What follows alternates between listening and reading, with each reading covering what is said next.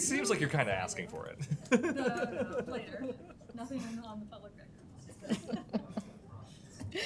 Well, good morning. It is 8:35, and so at this time, I'm calling our SORTA Finance Committee meeting to order. Please stand for the pledge.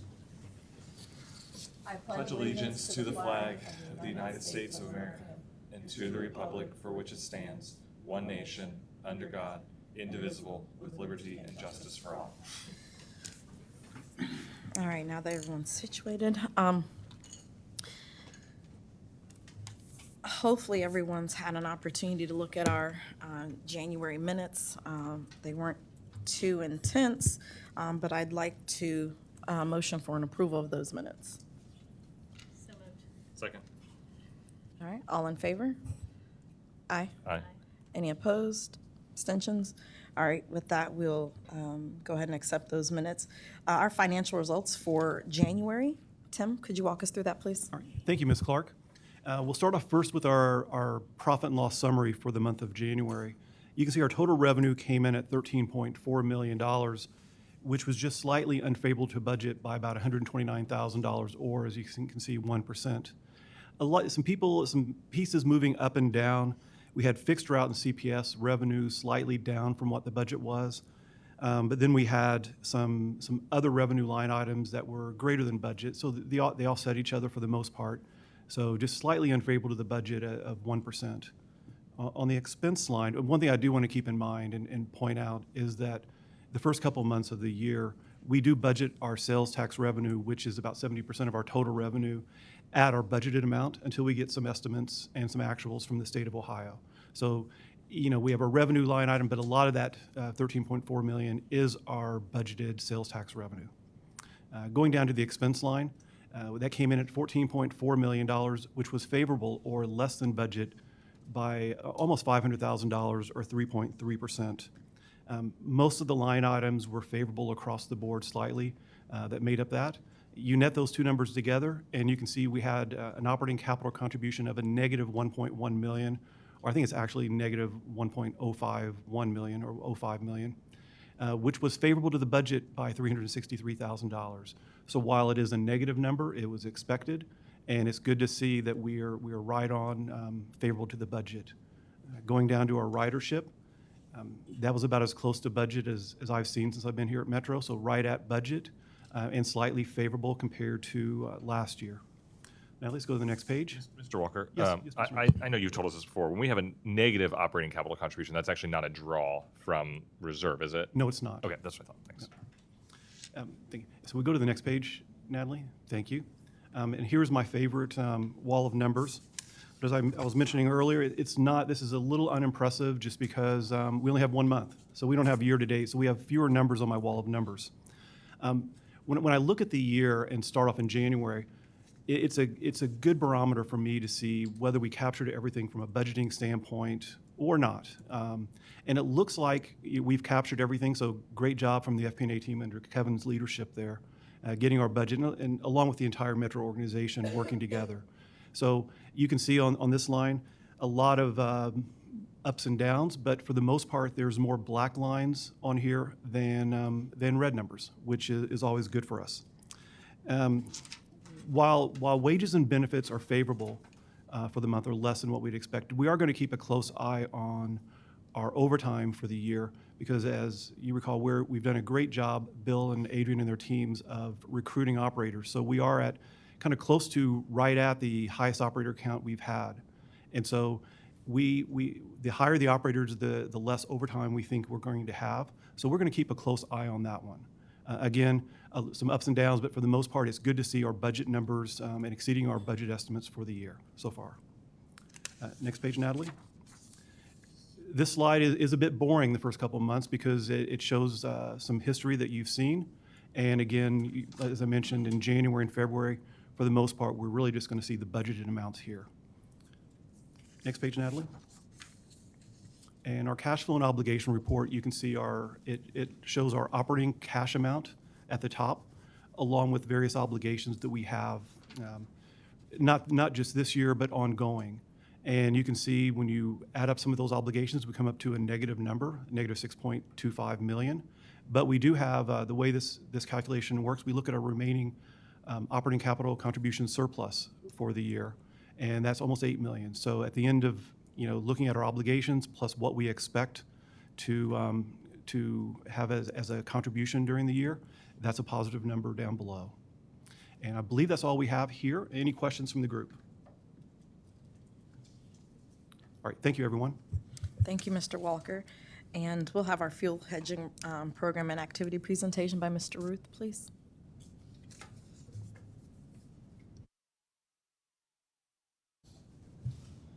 Good morning, everyone. Okay, so this is our diesel fuel hedging report for the full year 2025, okay? So full year results.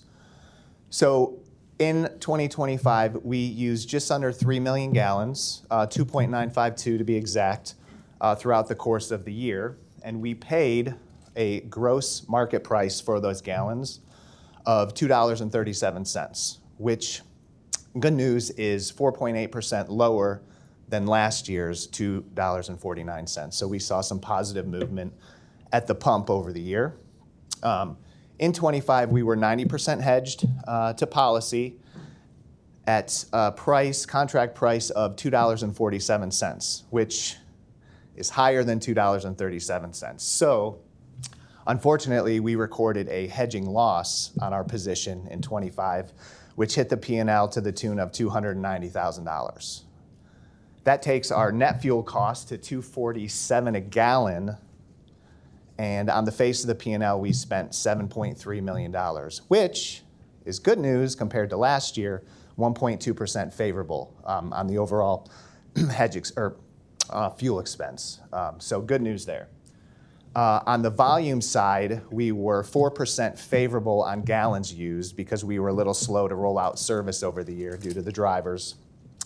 So that more than offset our negative price variance. So on the face of the P&L, we were 1.6% favorable, or $118,000 better than budget for the year on diesel fuel. Moving into 2026, our policy, our thresholds and maximums remain unchanged. We are still 90%.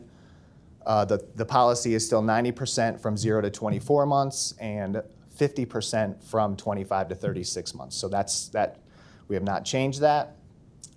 And good news, 26, we are now 90% hedged for 26. So we're fully hedged at $2.20 a gallon. So we've got really great contracts on 26, and even better, 27, we are 61% hedged now at $2.10. So we've been able to take advantage of the favorable futures positions, hopefully futures positions going forward. So the full policy and procedures is in the appendix for anyone who wants to read it. Otherwise, I'll take questions, comments, or concerns. One thing I do want to, before there's any questions, Kevin, just want to make certain and make sure the board understands that we're not speculative hedgers here. So what we want to do is have price certainty, which, I really don't like to see gains and losses because we're not out there to make a market in hedging. We want to have price certainty, which is great news for us being 90%, so we leave a 10% amount that's floating. But again, the price certainty is our number one goal with our program. And so for the most part, if our volume stayed flat, we know exactly what we're going to pay for 90% of our fuel for the year. So which is good news, but just want to make sure that that's highlighted, that we're not here to win or lose. It is just to have price certainty for a period of time. Yeah, I would jump in on that comment, echo Tim's comments, that really to judge whether the hedging program is effective. I look more at the variance to budget line, right? The 118, the 1.6%. And even last year, although it's negative 0.8% to budget, to Tim's point, the number one goal of the hedging program is to lock in that certainty, right? So we hit the budget every time, right? And we'll hit the budget this year, and hopefully we'll hit the budget next year. And so that's the number one goal. Of course, you do still like to see a gain, but anyway. Any other questions? All right. Oh. Just to reiterate, it is an effective tool to stabilize inflation. Yes? Yes, correct. The 118,000 variance, you pointed that. Well, your overall P&L variance is both price and volume mix. So even though you can kind of see we were slightly unfavorable on the price side, 247 to a budget of 242 overall, which does have the 10% unhedged in it. The volume more than offset that this year. So yeah, it's a bit of a mix. Very small percentage number, Yeah. but that's the number to look at that variance and see how we're doing. Yes. All number, we're doing good. It's an effective school. Correct. Gotcha. Thank you. All right. Thank you. Thank you, Mr. Ruth, for that. Well, we'll kind of circle back with an action item for that, for a hedging policy approval. But before that, we'll have Mr. Walker go through we'll work through our approval of investment funds report. I apologize, I just now have my coffee. Thank you, Ms. Clark, and thank you, Kevin, for the fuel hedge summary. This is our standard look at our investment of funds. As we've done in the past, you have the operating fund on the left, the MTIF on the right. You can see our yields are staying kind of flat, which is some good news for us. You know, yields have been going down, but for us to see our yield, and again, we're not speculative investors either, so we want to have principal preservation as our number one goal here. But if we were to look at some benchmark yields, you can see our total yield as of January was 4.15 on the operating fund, a little over 4 on the infrastructure fund. Some benchmarks that we would see at the end of January that typical portfolios would be looking at would be the 1-year T-bill, 3-month T-bill, or 1-month T-bill, and all of our yields right now are exceeding those. Any questions from the group? All right. Thank you, everyone. Thank you for that, Mr. Walker. I'd like to entertain a motion to approve the investment funds report. So moved. Second. Thank you. All in favor? Aye. Any opposed or abstentions? All right, so when we look at this, we've got a proposed resolution for the approval of, to update our fuel hedging policy. When I looked through this, was the last time we had, when we approved an energy forward pricing strategy, was that in 2006? And then followed up by a recommendation in 2008? So this would mark a significant policy update in terms of timeframe?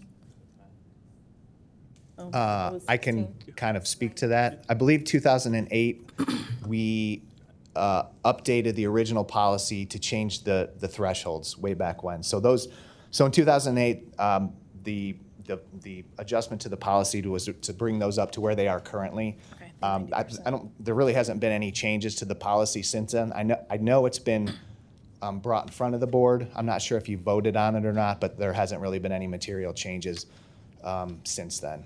Absolutely. So when we had, when Clark Schaefer came and did that audit, I thought it was well received and it was very timely. So I'm urging adoption for this hedging policy.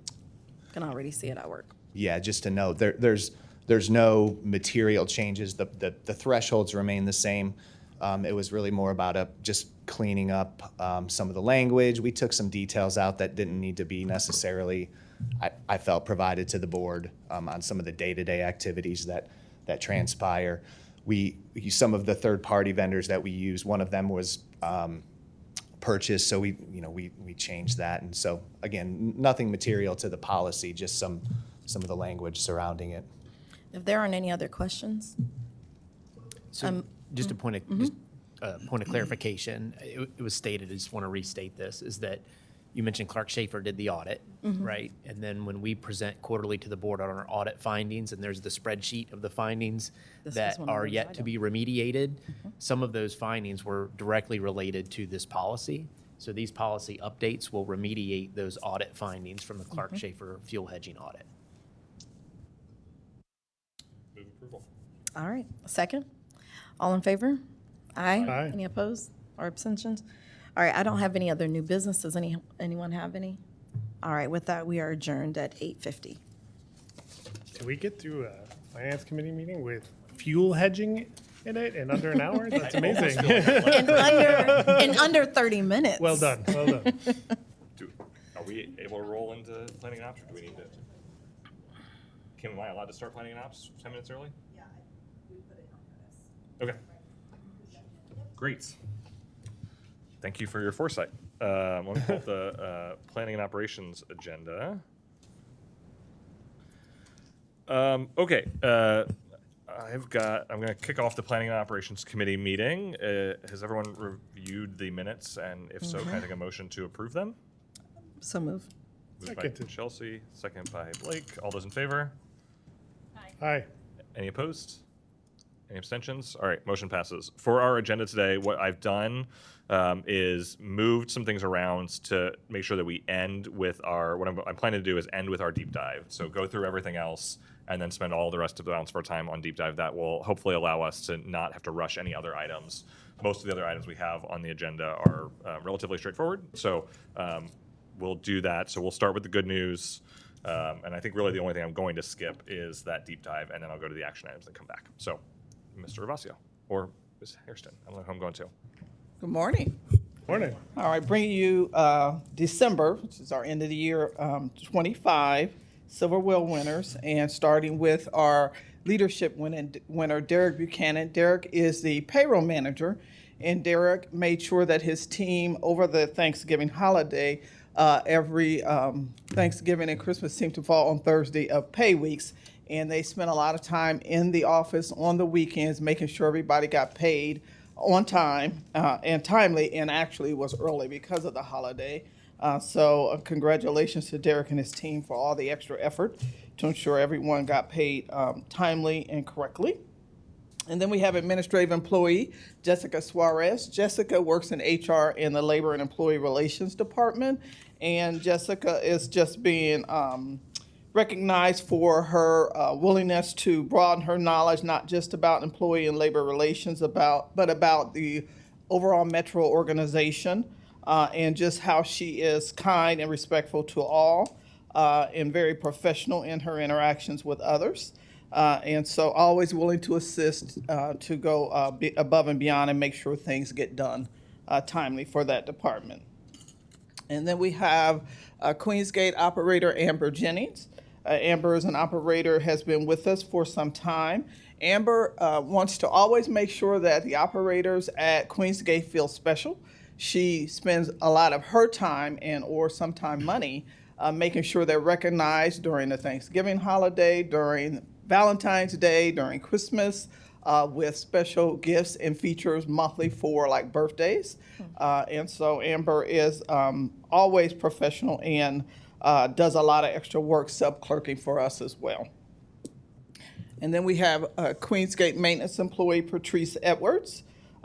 Patrice works as a D-rate employee and works and is being recognized for her professionalism and the work she does with her peers. And she's always willing to go above and beyond, and always willing to come in and spend some extra time to get things done. Then we have Bond Hill Operator of the Month, Angel Hodo. Angel is a fairly new operator with us, been here just under 6 months, actually. Oh, wow. And at this time had been here just a few months at the time. She's being recognized for her friendliness. There have been no customer complaints. She's always on time, no unexcused absences, and she is beyond professional with her peers and the customers as a whole. Then we have Bond Hill maintenance employee, Jacob Sparks. Jacob is a mechanic with us, and Jacob is always going above and beyond to make sure that the buses are fixed and correctly, and that they don't come back into the shop at any time for any of the work that he did. He always goes above and beyond his normal job and is very efficient. He's very thorough and always willing to do extra to make sure things that get done in the maintenance department at Bond Hill. And then finally, we have Access employee Kimberly Schwagerman. Kimberly is a fairly new employee. She's been with us about a year. And she's just being recognized by her managers for her friendliness with the customers and her willingness to go above and beyond, and just her overall attitude in the access garage to make sure that her colleagues always feel welcome, special, and appreciated.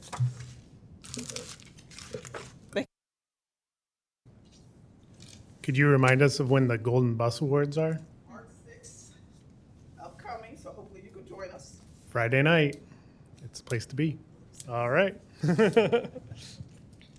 Good morning. Andy and I last week were on the Hill meeting with our members of Congress as well as the FTA and the Department of Transportation. And it was a great opportunity for us to give them updates on our major projects and where we were, and also how we were locally making the most impact through the federal investment that they have provided here in Southwest Ohio. It was also an opportunity for us to advocate for some future grants that will be coming before their office here in the next week or so. So we definitely wanted to make sure when they came across, they knew what they were for and how they would continue to support in those here in Hamilton County. So we thank them for that time. Also pleased to share that we have installed new digital signage at the Northside Transit Center.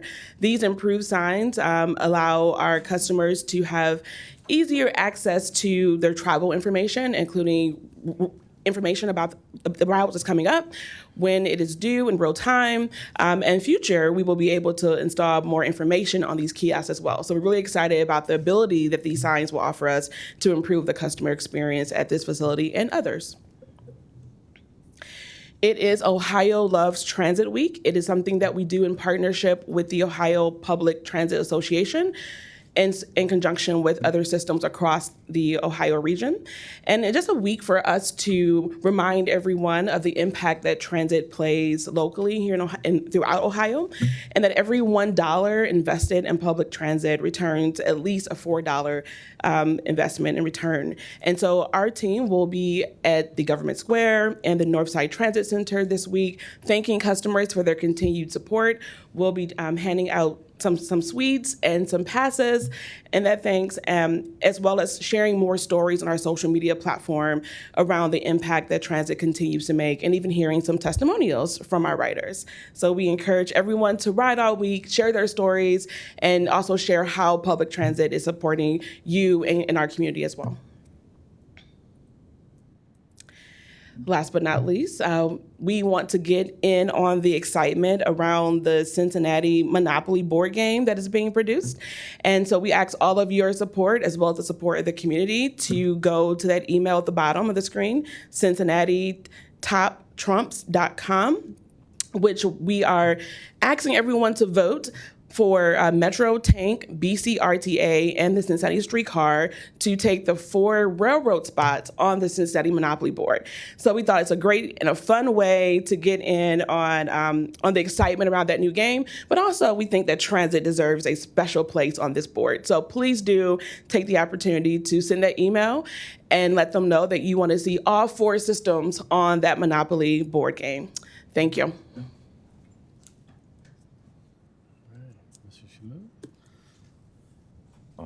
Good morning, everybody. Yeah, I had the pleasure of presenting at the TRB conference last month, which is the Transportation Research Board, which is considered the largest transportation conference in the world. 8,000 to 10,000, people attend that conference on an annual basis, and I kind of try to attend that on an annual basis. There's a lot to learn. Even though the panel, our session, the workshop was on the last day of the conference, Thursday, over 91 people were there attending, which was really great. We gave the presentations, and then it was a panel discussion with Q&A from the public. And one of the attendees, she's a professor at University of Albany. Well, I need to frame it properly, actually. So in my presentation, we're talking about advanced tools that we use to improve things, services, planning, and what have you.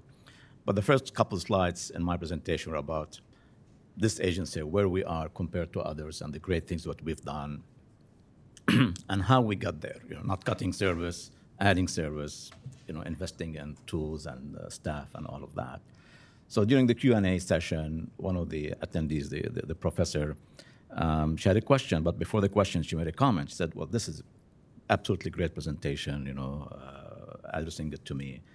This is just fantastic what you guys have done in Cincinnati and so on. And, maybe the term is, this is the Cincinnati Metro mindset. And just like, oh, wow, I love that. And for the remainder of that, panel discussion, at least two other people, from panelists and others, reiterated that phrase, the Cincinnati Metro mindset. Like, yeah, I'll take it. That was beautiful. So I think we need to use that more and more often. But it was really great. Next. I'm also extremely happy to say that Metro's Easy Connect Regional Paratransit Service is a finalist for the Transport Ticketing Global Awards in the Best Equity and Inclusion Initiative category. And this is really a big deal because this is a global event. Many years ago when I was working overseas in Saudi Arabia, I was invited to present at that conference in London, and it is a big deal conference. So for us to be a finalist is tremendous, and it speaks volumes about what we, in the Cincinnati Metro mindset, what we do, and how we do things here, that, across the world they're taking notice, and we are a finalist. So congratulations to all. Thank you. All right. I believe that means we may need to do an approval for a whole board field trip to London for March 17th. I like that. Yeah. One last slide for you. Looking back, or currently in Black History Month, I take you back to December 1st, 1955. That's the day that Rosa Parks took a stand by refusing to give up her seat and moving to the back of the bus. And looking back at those actions, Ms. Parks said, quote, "I have decided that I would have to know once and for all what rights I had as a human being and a citizen." Ms. Parks took these actions, sparked the Montgomery bus boycott, and over the years became known as the mother of the civil rights movement. In 1999, Cincinnati Metro, yes, right here, that's not an AI picture, that's not digitally altered, gave a lifetime pass to Ms. Rosa Parks here, that seeing it presented there from her CEO at the time, Mr. Paul Jablonski. What a special day here, honoring Ms. Parks' legacy with this lifetime pass. And as we put in our social media post earlier this month, she is a symbol, or this is a symbol of our commitment to making transit accessible for everyone. What better parting slide for the February good news? So, Thank you all. that's the news. Appreciate that. We will move into our ridership and service quality report. Mr. Shamut, I think you're up first. All right. Okay, great. I'm happy to share that our ridership is heading in the right direction, finally. We carried 992,557 people, just short of the budget by about 2,000 or 0.2%. The good news here is not only our ridership this past January was higher than January of 2025, but was also higher than January 2024. We hope that this is going to be the trend for the remainder of the year, and later at the end of this meeting, as you all know, we'll be hearing more about the deep dive that we did. But this is certainly is good news. Mr. Yes. Schmidt, as we go through this, how many days functionally were we really bombarded by the snow in January? I'm just trying to put in context some of these numbers with major snow events. You'll see in a couple of slides how it impacted our service quality. Sunday and Monday, the 25th and 26th, were really the roughest days for us, those 2 days A couple particularly. days of serious. Okay. Yeah, thanks. and if I remember, because I was looking at that, I think we had one extra weekday this year than last year. So with all of that, it was pretty good. And we look for days where school is closed compared to the same month last year, because that's about 9,000 or 10,000 trips a day if we don't have school in session. And I think there were 5 or 6 days that were out of session. So buried in this number is a All little that bit of an noise. anomaly from a, thanks. Yep. But we don't want to raise our No, no, we're just trying to expectations get too quick much. context But around it. yeah, but this is good. Thank you. Next slide, please.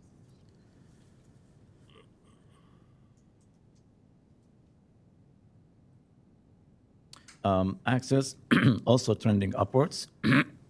We were above budget, carried 13,655, also about 5% higher than January of last year. Next. Access, again, still growing. We missed the target by about 1,000, 1,200, but we still carried 13,600 individuals. Certainly much higher than last year because, zones are still growing, and we introduced, a couple new zones end of last year, but at least it's still doing fairly well. Next. On productivity, on the local service, our productivity was 13.1 passengers per hour, just above budget, which is really great. Express is at 8.5 passengers per trip, missing the target by 1, but it is, again, compared to the previous couple of years, it is trending in the right direction, as is, I'm going to skip Access. Metro now is on target, 3.8 passengers per hour for the mature zones. The Access productivity is at 1.83, just below the budget of 2 passengers per hour. Khaled, can I make a quick comment on this slide? What you're going to see in 2026, in terms of our ridership and service quality reports, is productivity variable by month. If you recall, in 2025, we had this constant productivity expectation in terms of a KPI, but also in the budget, we would expect a certain number of hours to be operated in a certain month and a certain amount of ridership to be operated in that month. So we had variability in our revenue hours and our ridership programmed in the budget, but we had a flatline KPI for productivity. So in 2026, you're going to see productivity vary from month to month to reflect the hours and the expected ridership that are already built into the budget. So we would expect lower productivity in January. That's reflected in the budget. We would expect higher than average productivity in October, and that's baked into the budget. So you're going to see this orange line move month to month like it does in many of the other KPIs. We're just that more granular in 2026. Thank you. Yep. And Mr. Metz, you asked about the snow days. As you can see here, we footnoted at the bottom, fixed route OTP excluding just January 25th and 26th did make a bit of a difference. We would have been over 80% for the first time in quite a while. So we're doing really good stuff there. And if you take out those 2 snow days, it would have been a really fun month for OTP. You will see the target, as Andy just mentioned, you'll see that target vary as we go through the year for those seasonal variations. Access on-time performance actually was not affected by the 25th and 26th as much. What you saw was a reduction in ridership, and that was reflected in the ridership number. But we were able to continue to have good on-time performance. And the same thing on Metro Now. You'll see we had good on-time performance on Metro Now. You did see that reduction in ridership on Metro Now, and that was specifically related to the snow as well. Can you move to the next slide, please? This is service reliability. In the past, we've reported the raw numbers of missed trips. For 2026 and going forward, we've translated these numbers to service reliability percentage. And as you can see, it still shows the number of missed trips at the bottom in the chart, but it translates that to the percent of trips that we actually operated. And you can see that we were at 98.7% against our target of 99.4, with a footnote there, what the 25th and 26th did to us. Over almost 50% of the missed trips that we had were just those 2 days. And if we excluded those 2 days, we would have been at our goal of 99.4%. Customer service reports per 100,000, we did see a bit of a tick up from our goal, but we still finished with a good month. We did have some number of customer service reports related to the 25th and 26th, but we didn't footnote those on this chart. Had a strong January for miles between service interruptions, for mechanical service interruptions. We finished at 91.56, just below the goal. So overall, we had a good month in January, and we did have a couple of pretty heavy snow days, but we managed to get through those. The team worked really hard during those 2 days. We had some folks who worked around the clock, digging buses out, keeping our service running, and we're really proud of the way that we stepped up during those 2 days. Before I open it up to questions, I just want to stop for a moment on this chart, Mr. Sproul. This is a testament to the work you and your team have been doing, and we now can say we have a trend line moving in the right direction on this, and so eager to keep following this as we get into the year because this is really good progress. So Thank you. Any other questions or comments on the ridership and service quality? I had one. So normally we don't get into route level data in the board meetings, and we've had the pleasure of looking very closely at the zones because we just had a couple zones, but now we have multiple zones, so we're not really looking deeper into the zone and zone performance, which kind of makes sense. It goes along with the routes. But are there any concerns with any of the zones, just particular curiosity in the development? The answer could be no. Not operationally. Zones 1 and 2 have a bit plateaued in terms of ridership. We see slight increments in the ridership on zones 1 and 2. 3 and 4 are still developing and building, so we continue to see ridership increases in both of those zones. I think we will see probably it's going to take another 6 to 9 months for those zones to get where we expect them to be. Totally expected maturation progression through those zones? Yes, absolutely. Awesome. Thank you so much. Mm-hmm. Yeah, Blake, also with the county moving into Bond Hill, there's been some concerns about will there be an extra or a new bus route Right. to get them closer to the building? Right. I can talk about that. So the county is moving some of its services to a facility in Bond Hill off of Reading Road. There is the Route 43, which is one of our 24-hour routes that serves that site. The stop is about 1,300 feet from the building, so it's about 3 city blocks if you were to walk.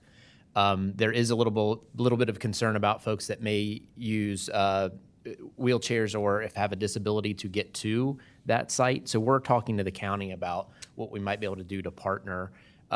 We have evaluated deviating the route into that facility, but what we look at is that is one of the busiest routes in the system. And for every deviation, it would be about a 10 or 15-minute deviation to get in there, to turn around, and then to come back to main line. We would delay the travel of the thousands of people that are using that route to access the 1 or 2 folks that might need to access that front door that couldn't otherwise walk. So we are in discussions with the county about what creative solutions we could provide to help those folks that need to get that 1,500 feet to the stop. Out of curiosity, is there a sidewalk? There is a sidewalk. Yep. Okay. There's a crosswalk there and a sidewalk connecting the stop to the facility. Okay. Any other questions on the ridership and service quality report? Okay, hearing none, we will do our Metro Rapid update.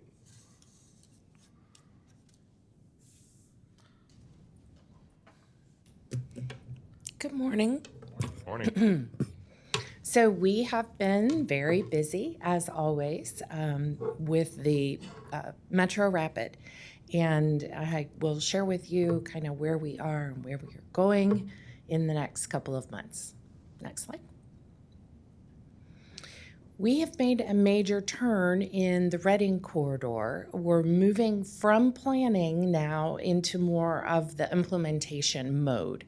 And with that, we have had to make some changes and additions to our team, which we talked about before, adding on the construction manager at-risk team. So we've been working to get their contract pushed through and approved on both sides so that we can begin that work. And then we're also internally moving forward with preparing for what's called FTA readiness review. And so that's a review of the agency to make sure that we're good stewards of the federal dollars, which we are, and we've done a great job on past grants. But there are some changes, at least in the way that the team is operating, in order for Metro to put our best foot forward and ensure that we're ready to take on this capital project. Next slide. We have advanced Reading to a 60% design scope. So the public engagement work that we've done up to date has been about what should the stations look like in general, and where those stations should go. From this point, we're moving into the specifics of design. We're looking at where utilities may be and where they need to be relocated.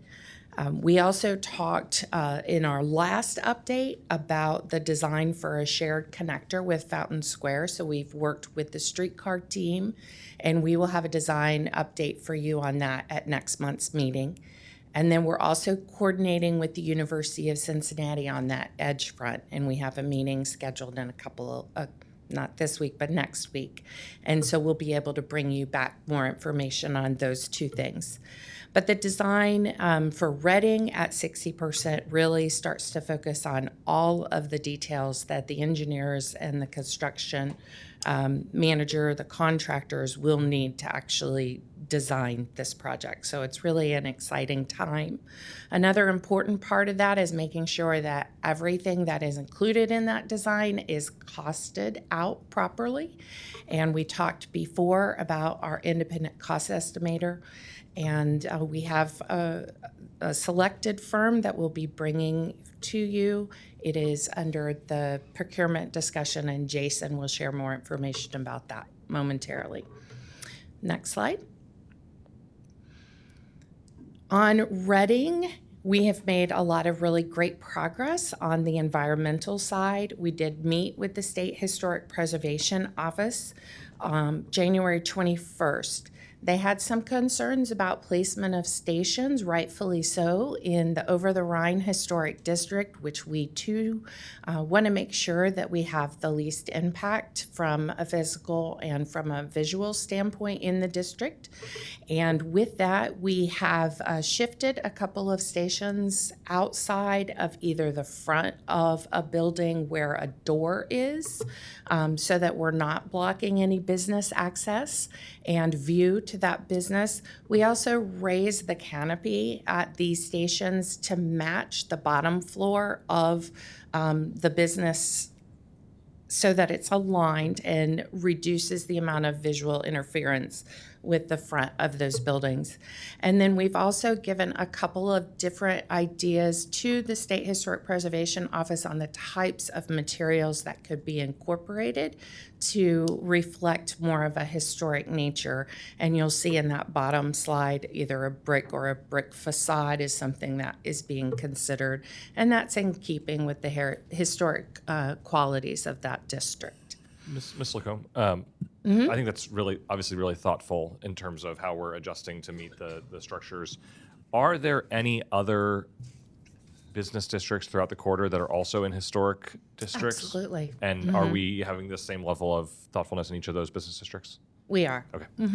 Absolutely. Primarily on the Hamilton corridor, we have several of the smaller former streetcar suburbs, and we would expect that if the time period is the same as over the Rhine, which most of them are, we would be able to apply similar treatments. Thanks. Next slide. For Hamilton, we are still working on the 30% design scope, and we have a couple of areas where we are finalizing some station locations. In College Hill, we met with the College Hill Urban Redevelopment Corporation. They have a plan that is permitted to go right near where the station is. They're very excited to have BRT on their corner.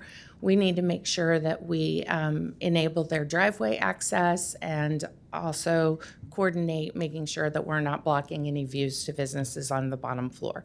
So we will continue to work with them. There is also a new library design at that same block, so we're meeting with the library to go over their design plan. So exciting, we're basically trying to fit into exciting new developments.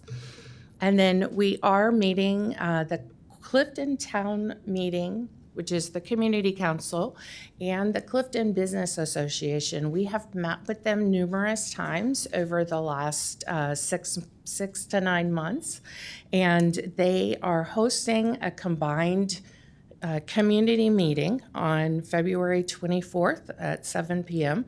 That's the same night as the next board meeting. And that meeting will review the 2 alternatives that we took out to the public. So they've asked us to come and present those 2 alternatives, and they themselves are going to collect and hear the information from the residents of the council and the businesses there. So after that, we will have more information on the station location in Clifton. We are preparing for design reviews on Hamilton at the 30% level.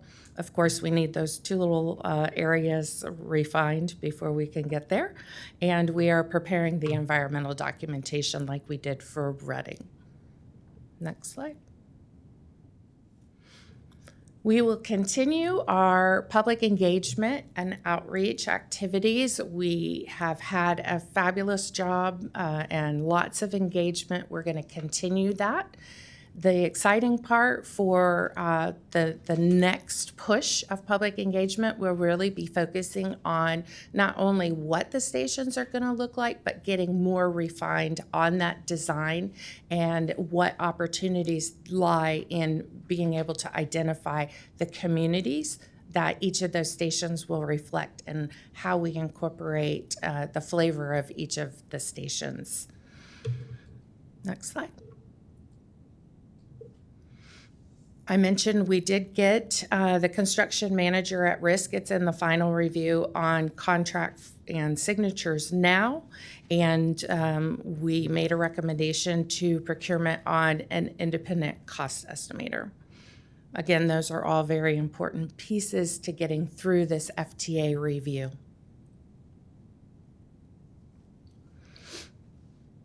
Internally, we have developed working teams that will address all of the many elements and many questions that are still left on the table that we as an agency need to decide upon.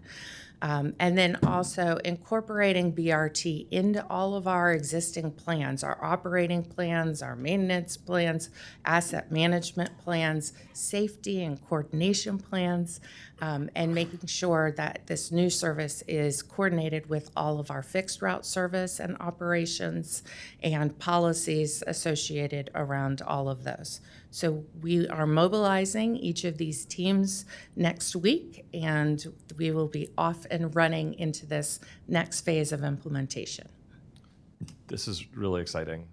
This becomes the whole organization's project, at this moment. So thank you for shepherding it. Thank you and the team. I'm also eager to dig in on some of the issues that will fall into these verticals that need some board perspective. So over the coming months, as those issues arise, don't hesitate to bring them to us. Exactly. Thank you, Pete. We're really excited about it. I think from where I sit, it's just been really incredible to see Sharon's leadership as we brought this project all the way through the planning process and the amount of community engagement to get to what we now know with a couple loose ends yet to be tied down, what this project is going to look like and where it's going to operate corner to corner, right? Now it becomes the entire agency's project.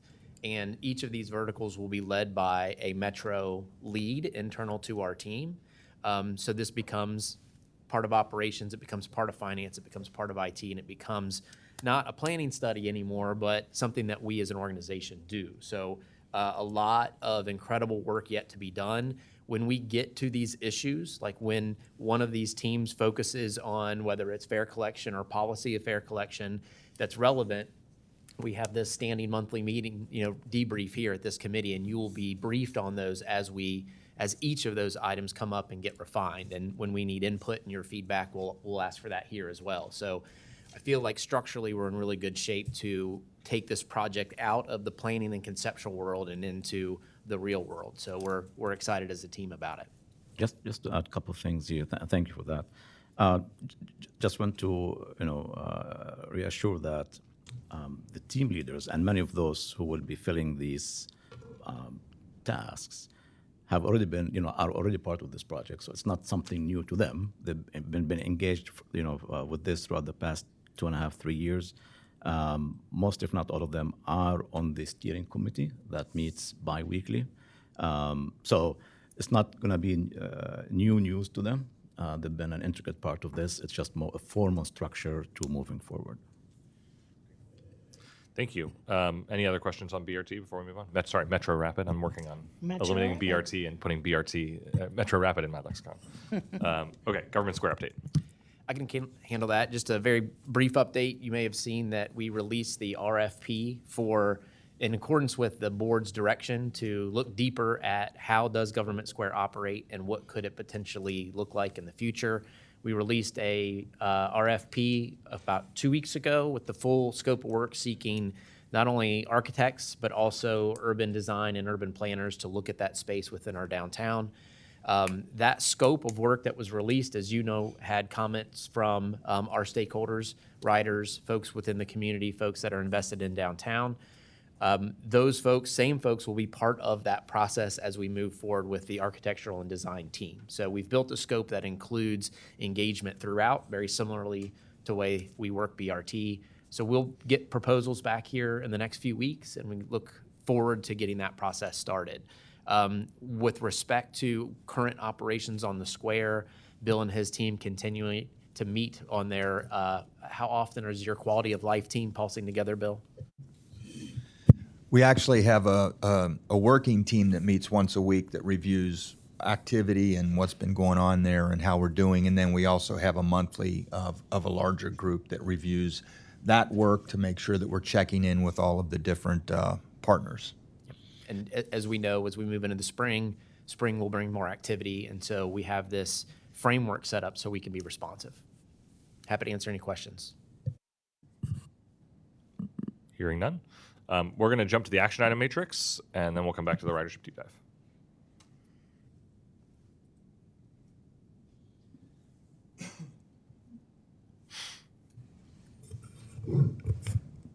Good morning, everybody. For this month, top of the matrix, you'll see the Rider Rewards Program. This is our incentive program to help drive ridership through a rewards program that some of our riders can get incentives to discounts on local retailers.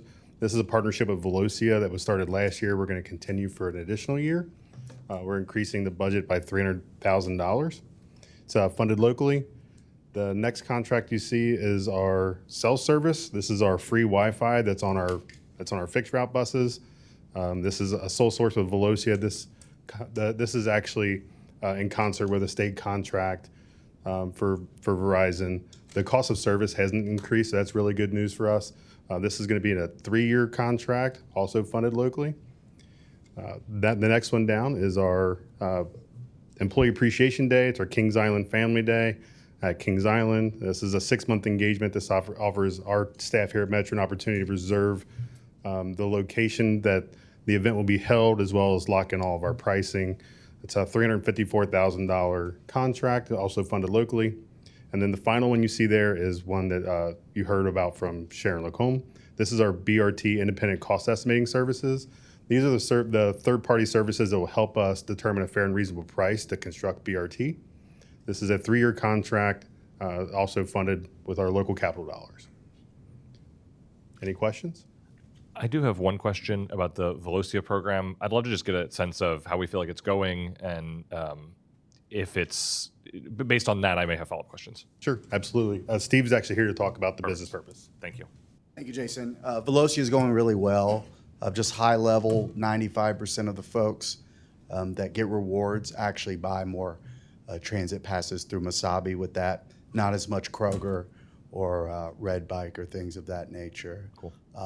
We've seen about 8,500 new riders join our system due to Velocia. Pretty good ROI, and yeah, we're excited to use it more for maybe Blink or to help us out with Brent Spence, because we really can engage with the riders in a more one-on-one way. Was that the level of That's helpful. The question only we were question I had talking is that 8,500 number you said. How do we calculate that? Is that So like I don't have the technical slides in front of me, but we actually had a presentation made for it, and Okay. we'd be glad to share Yeah, it. I just want to. I'd love to understand. I think it's a really cool tool, and I want to make sure that it's not only it's huge value to support our existing riders who ride a lot and get benefit from that, but also use it as a real tool to bring new into the system. And so, would just love to know more at some point. Absolutely. Those new riders, do we know about how many times they're utilizing bus service in a given time frame? It's not just That's a great one question. new ride, but I'm Correct. trying to calculate if it's $2 and some change for a ride. So what the analysis showed, that's a great question, is the stickiness. The average Velocia Rewards member rides 1.4 times as much than a non-Velocia rider over that same time period. So there's a 0.5 delta there, and real increase of ridership. That we're excited because the more you spend, hopefully the more you can get back. Steve, you alluded to we have some data on the Velocia program. We can package that up and send that out to the board prior to the board meeting. I think that'd be great. Thank you. Any questions on any of the other items? Just one point of clarification, Mr. Metz, the Verizon Wireless, Jason mentioned that it covers the Wi-Fi on the buses, but it also covers a lot of the other vital systems that operate on the bus. When we talk about our fare collection system, and we talk about our CAT ABL, and we talk about our Masabi data and our transit app, there are a lot of, the bus is now, a rolling computer at this point in time, so it connects the bus to a number of different applications that are vital to operation. Yeah, thank you. I'm sorry, and then I just have one other question for Velocia. Are we able to, inside this contract, are we able to add other reward elements, or is it tight with just what we're trying to do at this moment? It's pretty open. Okay. So if there's a desire or a thought by the board, we can absolutely look into that. Uber, I think Lyft and Uber are on there already. I believe Lime Bike is on there already. But yeah, the sky's the limit. Dry cleaners, restaurants, as long as they have an API that'll migrate over, we can definitely look at that. Okay. Thank you. Yep. Just to clarify a couple of things, you asked about how we calculate the new users. So we look at who was not in transit app prior. And so since we've launched over the 10 months, we're able to see there's about 8,300 new users who have come onto the app. So we can directly say, these are people who heard about the rewards program, made the decision to convert, and they were most likely paying cash prior. And out of the just about 51,000 transit app users, about 25,000 of them so far has signed up for the rewards program. So we're seeing a good amount of traction, and we're continuing to build on that. Another key thing about it is that we also use the program to get data.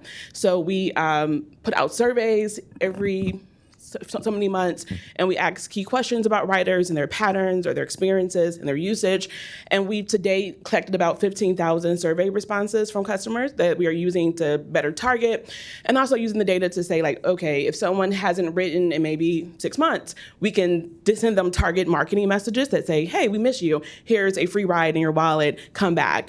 Or questions about why have you stopped riding? So we're really looking at all the ways that we can utilize this information and better engage with the customer to not only encourage them to take more trips, which, as Steve mentioned, we're seeing on average riders taking about 2 more trips when they use the program. So those incentives that we have out there that says you're so close, just take 1 more trip to get your points, we're seeing it work.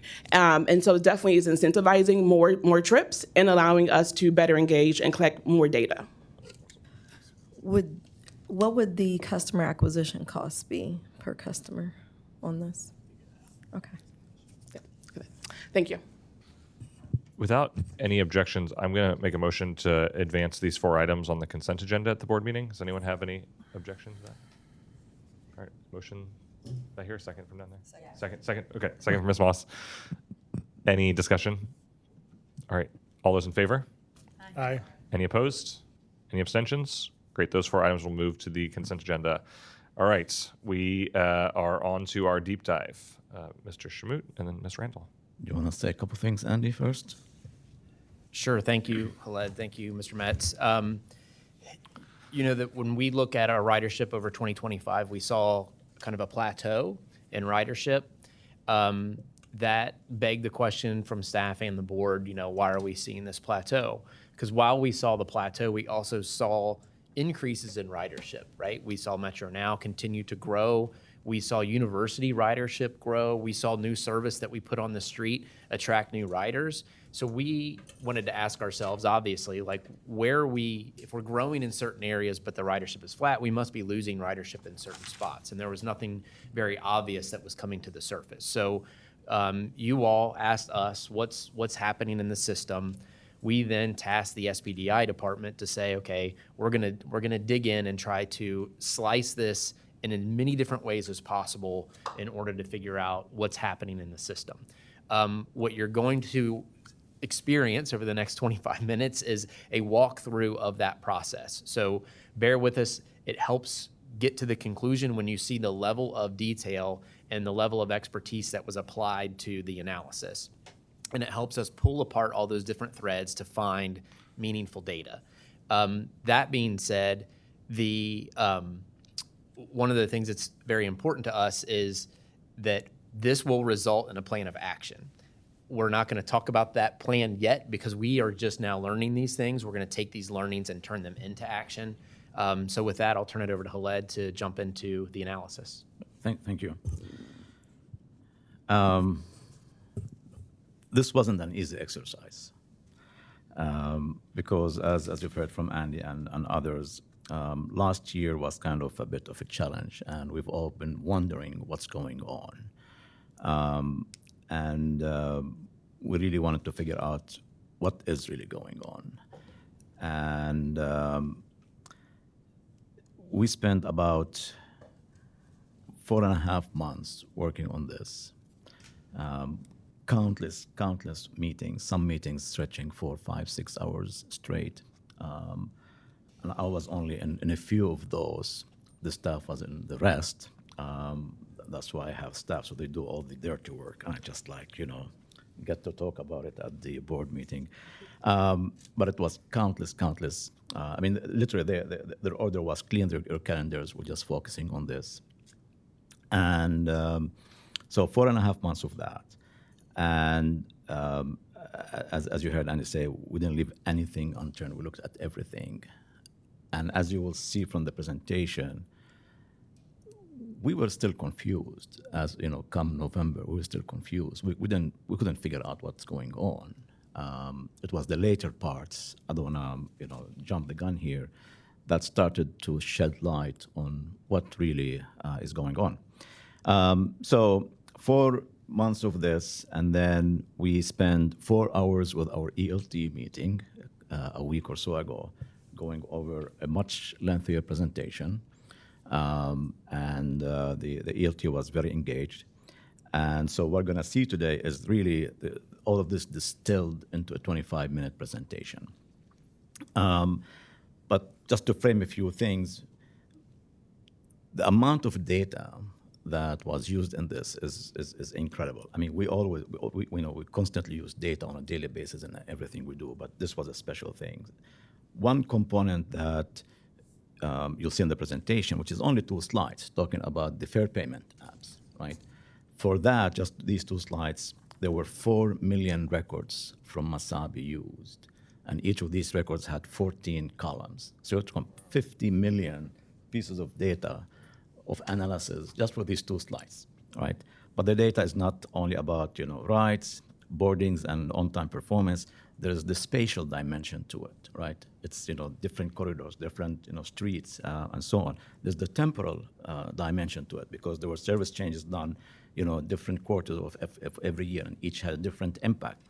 So all of that had to be looked at in the context of the demographics, the socioeconomics. So all of that, I mean, yeah, we do quite a bit of that, for regular service changes, but this was a special effort, a deep dive. So with that, and I would like also, before Steve, you talk, just wanted to acknowledge the Speedy staff. I think we only have the planners here. We don't have the schedulers. But, the Speedy staff, if you don't mind, stand up. These were the heroes. They hated me for 4.5 months. But yeah, great job, guys. Thank you. Yeah. All right, with that, I'll turn it over to Steve. Thank you, Chief. Good morning, Planning Ops Committee. Steve Anderson here. To talk a little bit about the deep dive. So as Andy and Haled mentioned, it was a gargantuan task. We had a 5% ridership projection for 2025. We didn't hit that. We were flat. Prior to that, we were growing by leaps and bounds. We were 15% from 2022, one of the shining stars in the Midwest. So why didn't growth continue at the pace we expected? So you see here an outline of this presentation. There's lots of moving parts to a deep dive. Myself, Max Linder, and Emmy will try to tie it all together. They'll come back to me to close us down. But it was a challenge, really. The main challenge is comparing analysis with different geographies. So you have transit analysis on census blocks, census tracts, census groups. Not all data is available in all geographies. Max is going to talk a little bit more about that. But we also looked at operationally. Is there a correlation or causation between missed trips, on-time performance? What about the fare change? Did that have an impact? So we're going to look at all of that. But high level, just explaining to you all that this wasn't just one analysis. It was many perspectives tied against each other. So there were a lot of meetings, as Haled had mentioned. We put all service changes on hold, not including check-ins and impromptu meetings. Haled may have been there a little bit more towards the fall than he's indicating, help driving the ship. But this was deeper than anything we've ever done. I've never done anything like this. I've been in planning for 15 years. We truly got deep. The next slide is a service change matrix. You are not meant to be able to see that. That is not an eye test that you are failing. Just to show you that in less than 5 years, we've done over 60 different route service improvements, whether that's increasing span, frequency, or change in the alignment. We made a promise to the community as part of Issue 7, and we fully intended on delivering on that promise.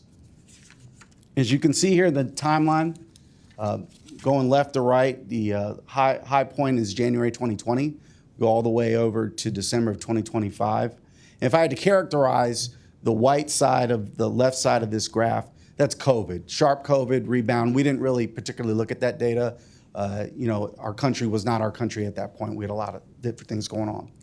The blue era is 24/7 service, phase 1. We merged extra service with regular service. So the bars on this timeline are meant to show fall to fall because that's really how our service changes work. We don't look at a calendar. Orange, more county suburban extension, 43s to Sharonville, more service out to Coleraine, really spreading our service out to the county that passed the levee. The following three, the green, the pink, and the blue, really a focus on crosstowns. So Route 37 all day, Route 36, getting folks from where they need to go A to B without necessarily having to go downtown. So by route, and I'll flip through these rather rapidly, you'll see that these slides are route by route, again, from 2020 to current day. Trend lines are good. This is great. We're doing what we need to be doing. Service is going the right direction. The hash lines are where that particular route got improved. So, for example, Route 16, bottom right corner, you can see where we extended out to Northgate. Again, on these slides here, you can see Route 17 through Route 24. Most of them have a positive story to tell. Even the ones that aren't necessarily climbing new, there's reasons for that. We may have changed an alignment or had another route do something similar, and that caused us to move service around. Same thing with Route 41, Route 43. We're all trending in the right direction. Route 77, Route 78. 77, you see the huge jump was when we turned that commuter service into a local service. Folks in Delhi now get service all day, which hasn't happened in generations. On the express side, you could see pre-COVID, these routes, I mean, some of these routes even had larger articulated buses on them. That impact has flattened. We continue to work very hard to make this service on time as well as useful for folks. And so our initial findings on the route by route, it's not really a deep dive. Yes, you add service, you add frequency, guess what? The routes are probably going to respond with more butts and seats. It wasn't deep enough though. So I'm going to turn it over now to Max Linder. He's our transit analyst to talk a little bit more about corridor level analysis. Thank you. Yeah, just to add one thing here. So looking at the route by route, as you saw, it was all trending positive, right? Which really didn't make sense in terms of the growth. But that was the first step that leads into the corridor by corridor analysis. Thank you, Steve. That was the route by route analysis, and we wanted to take it one step further and kind of look at it in the perspective of corridors. So a corridor is where our routes overlap. For example, we have like the 17 and the 61. They hit a certain segment of street, and as well as street, they overlap with census block groups. So this analysis is going to be a lot of socioeconomic variables and things like span and frequency, how they all interact, what returns we get on ridership over time based on socio-demographic factors. So we went with the census block group because it's a very useful geography to work with. It's very granular. It's underneath county, track, and then you have a census block group where you have a lot of available data. So some challenges of working with this type of data is we had to do some novel things. We had to aggregate our route information, our stop information, our socioeconomic variables all into one sort of layer. So we had to bring stop ridership up. We had to, we normally think about span at the route level. We had to look at it actually at the stop level. So it required some software GIS manipulation. We used a R script to calculate span. So we have span hours that may exceed 24 hours because we're working with a census corridor or a route corridor that has more than one route on it. So this is just high level what the summary looks like. We have our socioeconomic variables aggregated up at the block group level and then extended out to our corridors. So again, that 17 and 61, those intersections, or Metro Plus in the Route 4. This is when we actually began some of the calculations. So this is a spatial regression ran on Route 17. The dependent variable here is ridership, and the independent variables are span changes, minority population, and households in poverty. So for this case, from 25 to 2024, we ran those regressions and highlighted in the red box. We didn't really see many R values that showed much correlation. So for this specific route, it was more about our outreach to the university and programs that we've done to generate ridership along that corridor. We did the same thing. Just for clarification, when you hear route or you see the route, it's not just looking at that route. It's all the service along that corridor, which was we're just calling it Route 17, but it's the entire corridor with whatever runs on that. Yes, thank you. We did the same thing with frequency, and we noticed that areas with high population, and density, you have more of a correlation with ridership. But by and large, for that corridor, it's university-based. We did this for not just the routes shown, but all our routes in the system and routes/corridors. So here's 17 again with different variables compared. We have Route 4, 17, 46, 33. This was an ongoing analysis that we did for each of these segments of roadway. 16, 19. So for some summaries here, system-wide, we saw that span and frequency had the most correlation. When we increased our service hours, we saw returns on ridership. The ridership varied by growth depending on the socioeconomic variables of the census block groups. So when a route runs in a low income area, you may see a higher response by increasing span hours versus land use We saw land use having a major impact on our route ridership, like with the Route 17. And year over year, we saw that the economic and kind of like political forces may have more at play on specific corridors. So that was looking at the routes we saw by route, route by corridor, and then we're going to get into entire service area. So this is kind of see how the changes we made over time and the different interactions at play. So we have a span percent change. So this is like service that we introduced from 2025 to 2024. The number of hours you can see increased in blue on the map on the left-hand side, and a decrease in span hours added is subtracted on the left. So you can see here the Route 37 we introduced, we made it all day. So that's highlighted in blue, that lateral line. Then we did the same thing for frequency. You see with the 71 corridor, we realigned some of our routes there.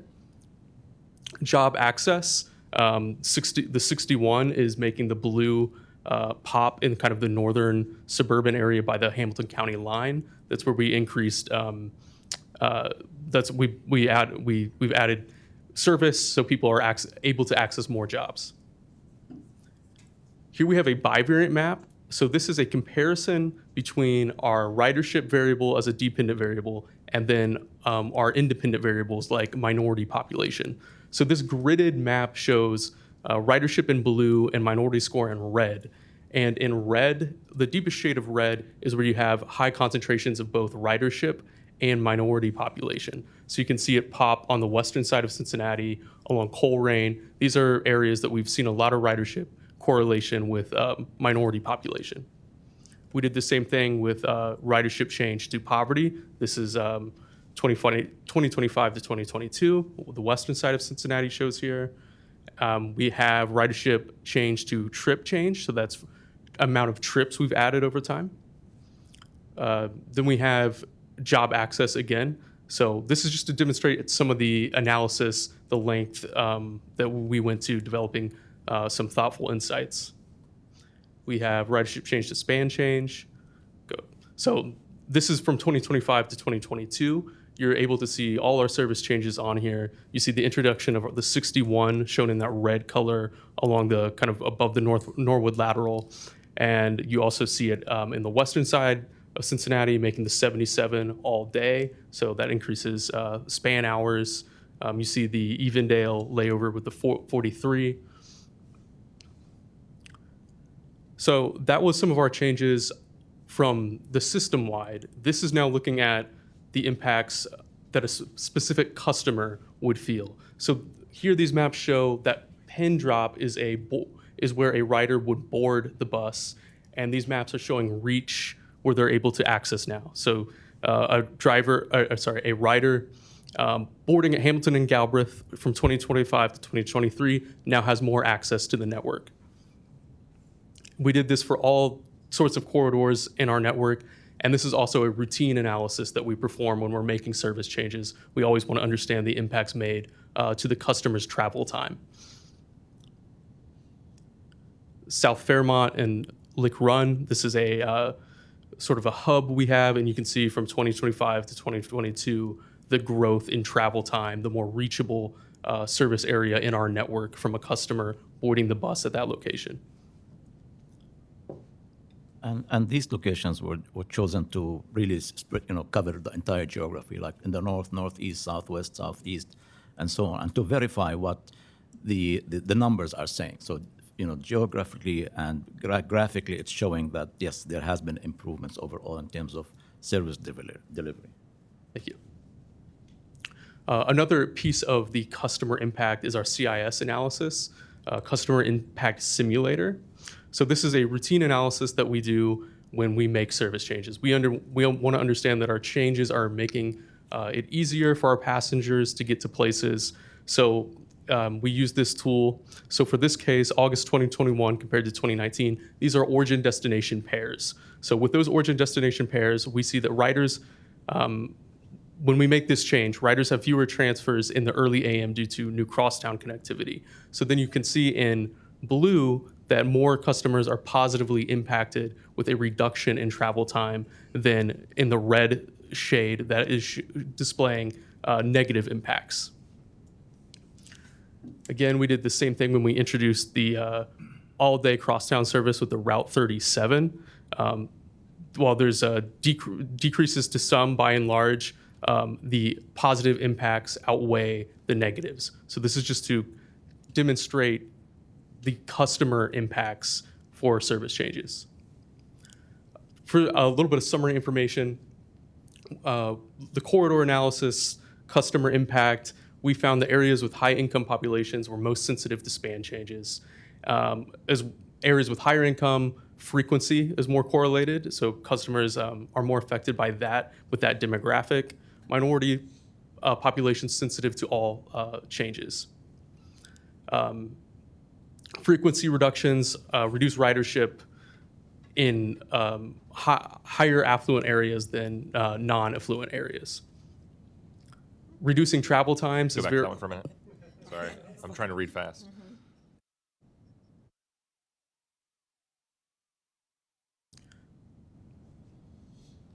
Thanks.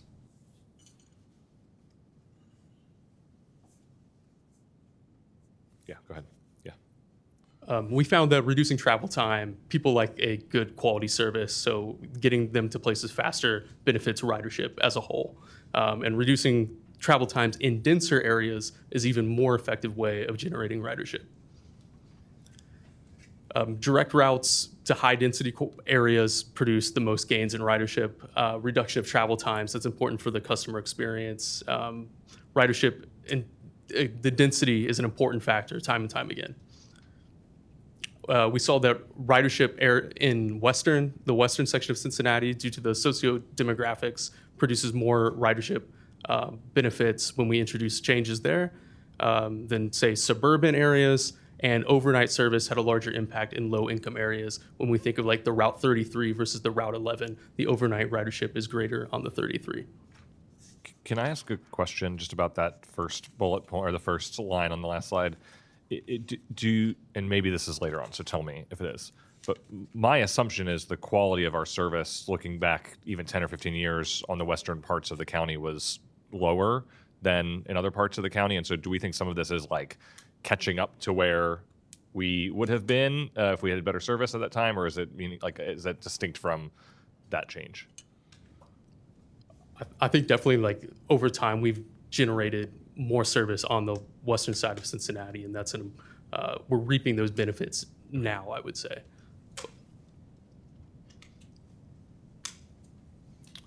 And Emmy's going to talk about missed trips and OTP. Thank you, Max. Max covered a lot of the investigations that we had in terms of our specific routes, where our alignments are, what we've done to change frequency and span. But we also understand that there may be service quality things that are impacting ridership potentially, as well as things like Metro Now and how our fare structure is set. So we wanted to look at some of those things that are perhaps external to those alignments in service. Let's see. Here we go. So one of the things that we looked at was on-time performance. On this slide, the blue line represents ridership and the orange bars represent on-time performance. What you can see is that each fall, as school comes back online and ridership increases, the on-time performance drops. We also looked at this on a route-by-route basis. If I can get the slide to advance. Uh-oh.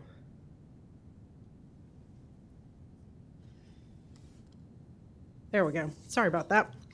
We also looked at this across the different routes, and we found very consistent information that in the fall, when the ridership increases and schools come back online, on-time performance drops. In the summer, when the ridership goes down, on-time performance increases.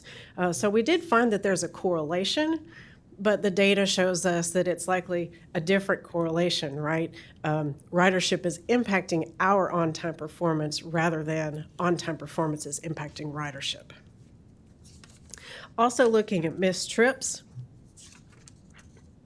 On the top right, this slide shows ridership against missed trips from May 2021 to December 2025. The orange line is the monthly riderships, and the blue bars are missed trips. You can see that when our missed trips improved around the fourth quarter of 2023, ridership did improve. You can clearly see on this chart the correlation there. So we did also run a regression analysis on this, and we did find that there is a correlation between missed trips and ridership. The fewer trips we miss, the more ridership we can capture. I'll move on to Metro Now. A lot of people have asked the question, is Metro Now impacting our fixed route ridership? So we took a deep look at this, and we looked at stop level ridership for each stop within the existing Metro Now zones, and we looked at that ridership comparing April of 23 to September of 25. On this table, the green area is the fixed route ridership of those routes in the zone from April of 23. In purple, you will see the ridership of September of 25. And then we compared. April 23 is before we introduced Metro Now. Correct. That's the month before we introduced the first zone. The orange columns are the overall route ridership, and then the blue columns are the stop level ridership for just the stops within the Metro Now zones. We were very surprised to see that the stop level ridership between those two timeframes, it increased 33% over that time frame for those stops within the Metro Now zones, while the overall ridership of those routes increased by 15%. So the data is telling us that we are increasing our fixed route ridership by having Metro Now. The more options you have, the more ridership you can grow. Can I ask? Pause there. Go back. Yeah. Can I ask there? Is that do we analyze that independent of some of the analysis we did earlier to think about frequency and span changes to these same routes? Like, can we? I guess my question is, like, is this isolated to reflect what's happening within Metro Now, or is the frequency and span improvements also impacting this? And it's a little bit of everything. Yes, so this is including everything. So overall, we increased that ridership by 15%, right? Assuming there is no Metro Now, you would think that the ridership would have increased 15% in those zone areas, right? With adding Metro Now, we increased the ridership in the zone by 33% versus the other parts of the route. To give you a good example here, because that was really a surprise to us. So just we'll look at the first two rows.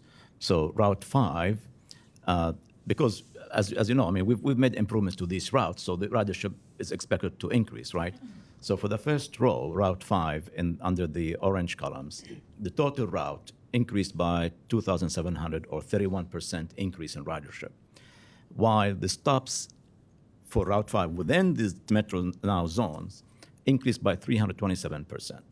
The second row, Route 23, similarly, the whole route improved by 10%.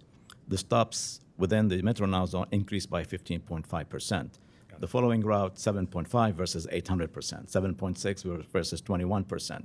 So that was really a strong evidence that the bus stops inside the Metro Now zones increased more than double than the entire route. So that's an evidence that Metro Now is having a positive effect. Thank you. That's helpful because I was misreading the chart. So thank you for that. And I think to me it says that Metro Now is not cannibalizing fixed route ridership. Yeah. That's I think to your point, Pete, maybe that section of the route got frequency improvements that part of the neighborhood hadn't seen before. So ridership may have gone up even greater than the other parts of the route. But clearly it's not cannibalizing fixed route ridership. As Metro Now ridership increases, so is fixed route ridership in these zones, which I think we would hope that it would not have created a negative draw on the fixed route ridership. I think we were surprised to see that created a positive result in the fixed route ridership. So like, is there sort of a behavioral analysis behind that? I mean, why is that? Is it increased awareness? I think that's part of it. We knew from before that 20% of the trips were to a or from bus stop. So it is awareness. People who got encouraged to use Metro Now maybe never use bus before, so now they're using Metro now, and that made them think about using Metro as well. But we don't know for a fact. This is just speculations.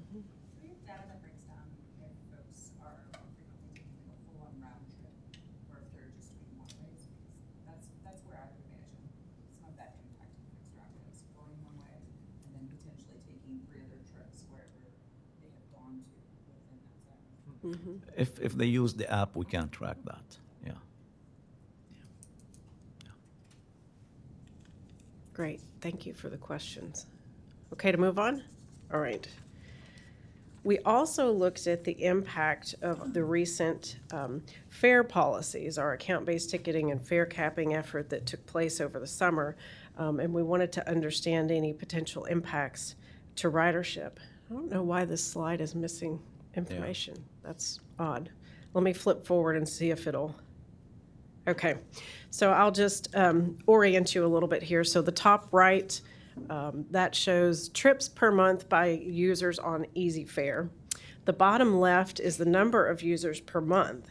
Now you can see on the bottom left that the number of app users increased really steeply over May, June, and July as we had that campaign about the Tap and Save program and rolling out the account-based ticketing and fare capping.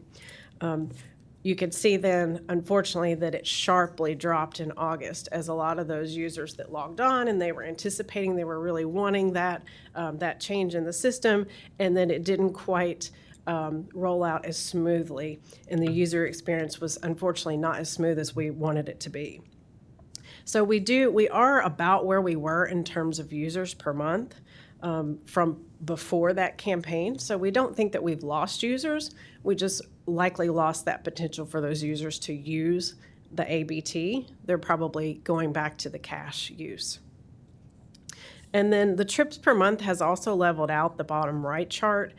So we don't think that we've actually lost ridership as a result of this, but it's hard to say if we may have lost new riders that potentially wanted to use that digital fare media and didn't find it as easy to navigate. We also looked at the top 500 users and found that overall they're taking about as many trips per month as they did previously. So we don't think that there's a strong negative impact from this. It's likely a neutral. All right, I'm going to turn it back over to Steve. Steve's going to walk us through some of the external factors that we looked at. Before Steve starts, I'm just going to say a quick word. So up to there, things still look relatively decent. And we're still scratching our heads. And because quite a bit of the stuff that you heard from Max in terms of the impact, demographics and so on, I mean, most of it is expected, and that's how we do things. So we're still scratching our heads. And I hope that's teeing it off for you. Thank you, Khaled. Khaled, you're making a great narrator. I love this. Scratching.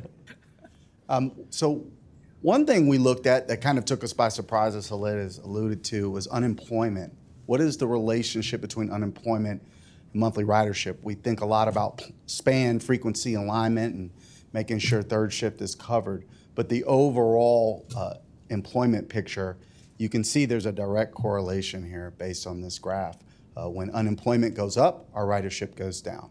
That has mimicked through COVID all the way to 2020, end of 2025. So that was interesting. That was a huge takeaway. We looked at it differently. We looked at it more deep with an Excel regression analysis, and it explained that 42% of the ridership variability, meaning the change variability, is tied to ridership loss. So all those fancy tables there's some R squares in there. That's basically trying to allude to that the correlation is strong, and there's a lag in the unemployment data. So we don't know exactly what happened in January 2026. We won't know that for a few weeks now, but it's something to monitor. It's hard to predict, but that's what it is. This slide digs in a little deeper. For every +1 percentage point unemployment increase, we stand to lose between 40 and 55,000 riders. So it's very real. A good metro route does 50,000 riders in a month. So it's very real. Some of these takeaways that were glaring for us is the projections match the ridership extremely closely, especially in the 23 through 25 time period. But we're losing 3.8 to 3% of ridership per percentage point of unemployment. So that, again, that's the 41,000, the graph you see off to your left, in a bullet point fashion. So, Steve, just a quick comment here. Sure. Well, never mind. You have one more slide on this, and then I'll comment. Go ahead. So we did a little more deep dive in the literature. This is nothing new. Transit's had to make do or gain ridership or lose ridership depending on large employment factors for 100 years. We found a New Jersey study done in 1996 that showed up to 4.9% ridership loss for every 1% increase in employment. New Jersey's a special case. I understand the whole state is basically covered by one transit agency between two very large metros, a very transit-dependent state. But it just shows to underscore how important, how impactful ridership is. The national average is about 2.6% due to every 1% increase in employment. And so we did about flat. So it kind of tracks. If you wanted to jump in on that one. Yeah, I just think, been in this business a long time, and sometimes the intuition for folks is, oh, well, if unemployment increases, you may have more folks that are dependent upon public transportation in a way that they hadn't been before. But when it comes to ridership, access to jobs is every day. It's to and from 4 or 5 days a week. That's a lot of trips, right? So I think what we learned here is the sensitivity to it. A small change, even when unemployment is historically low, we're seeing changes in that unemployment rate impact ridership. And I don't know that it was expected, given the fact that you could consider us in a pretty much low unemployment era with respect to historical averages.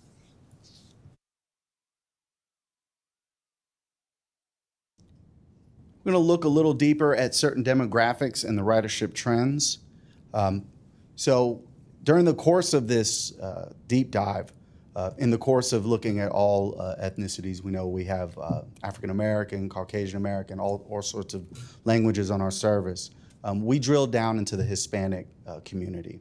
This is a table of the Hispanic block groups. These are the block groups in our metro area, Hamilton County, that are over 24.9% identify Hispanic and or Latino. And you can see their ridership has dropped month to month. You can see that August, October, and November, disproportionately, these areas suffered a tremendous ridership decline compared to the composite. So for example, the second row down, that's weekday service for all the areas that were identified as high concentrations of Hispanics. You saw a 50% decrease in August compared to just a 4% increase from the system. That trend followed in Saturday and Sunday, not as severe, but it does go to show you that there's a decline, a significant decline during this time frame in our Hispanic ridership. This slide, basically a high-level roll-up, it indicates about a 1.48% loss of ridership from our Hispanic community from between July and November. These are bus stop block group data points. There you can show you just disproportionately there was a decline here compared to our other communities. The Hispanic or Latino people compose about 4% of our ridership. That was our OK survey done in 2024. So just a 2% shift there is huge for us. This is an overall visual of where those block groups are. The dark colors, the dark concentration of green in your top left, those are the block groups I was referring to that are 24.9% or more concentrated with Hispanic and or Latino population. The bottom left is the overall ridership decrease by variably compared to our Latino Hispanic population. And the large map on the right is the overall ridership trend compared to Hispanic population. So it's not a one-for-one. It's not a predictor. We had a large amount of ridership loss out east, not a high concentration of Hispanic folks that lived there or worked there. But as you can see, there was enough there for us to flag it. So I'm going to move on to adoption of new service. What was the factors that you believe were the Hispanic community? I'm really glad you asked that question. Yeah, so Casey, we are still looking into that. We have relationships with folks who work in the Hispanic community, and we're going to reach out to them and learn a little bit more about trends. We don't have data that we have correlation, but we don't have causation yet. You know, there's a lot going on in those communities, so we're going to reach out and talk to them. Could be the same reason with Cincinnati Public Schools, the attendance is going down because a lot of Hispanics are afraid to come out because of ICE and things like that. So they don't want to be on buses. They want to be outside that they can get caught. So. Andy, if you haven't connected with Cincinnati Compass, who's a partner organization of ours, happy to make a connection there. We will do that. Yep. Thank you. Switching gears a bit, going back to the supercomputer that we use, this is a visual that depicts the adoption of new services. So we put all these new services out, all these new crosstowns. Hey, yay, we're on Galbraith. Yay, we're in Delhi. Did the service react as we thought it would? So these maps are a comparison of 2023 to March 2025 at Kenwood Mall, that bus stop right in front of Kenwood Mall in front of the Nordstroms. So to your left in the larger map, these are all the new areas in blue where this person can access using Metro at 7 o'clock on a weekday in the morning. Red are areas that they no longer have access to, the pale and white colors about the same. So as you can see, if I'm in Kenwood, I have a whole lot more access over to the northwest part of our service area, Coleraine, Northgate, these areas, which makes sense as we added cross towns. Galbraith Road goes right by Kenwood Mall. Makes perfect sense. Downtown is not as accessible, and then there's a pocket that flashes out in Delhi, Sedamsville. So to the right, we have Masabi, what are called origin and destination pairs. These are folks that scan the trips on the app. You can see where they are traveling in the green. These are all the areas that really pop. New whole bunch of service was taken on these pairs. So they're not every trip. Each line is indicative of thousands of people that took the trip. But you can kind of see the desire lines. You can see that Galbraith crosstown. It's literally straight across from Kenwood. You can see north side to Anderson Township on the new 24 extension. All of that happened. It makes perfect sense. What you don't see is anyone really from Northgate and Coleraine, and there's various reasons why this is happening. Not a whole lot of folks are making that trip from Coleraine over to Kenwood. Conversely, on the bottom right, these are trips that saw a decline. The darker the red, the bigger the decline. We talked a lot about putting crosstowns in. So you can see the dark red from both Walnut Hills and Westwood, they're not going downtown as much because they don't have to. So, you know, an understated part of this ridership deep dive is we're not forcing folks to have to come downtown and transfer anymore. They're literally taking the 36 or their 37 from point A to point B. We're increasing quality of life, but it may not necessarily show up in the overall ridership statistics. Same for Walnut Hills. This is at 7:15 on a Wednesday morning. You can see the areas in blue. Again, we've added service in Delhi, Sedamsville, local service. Not as much access increase in the bottom right in Anderson Township.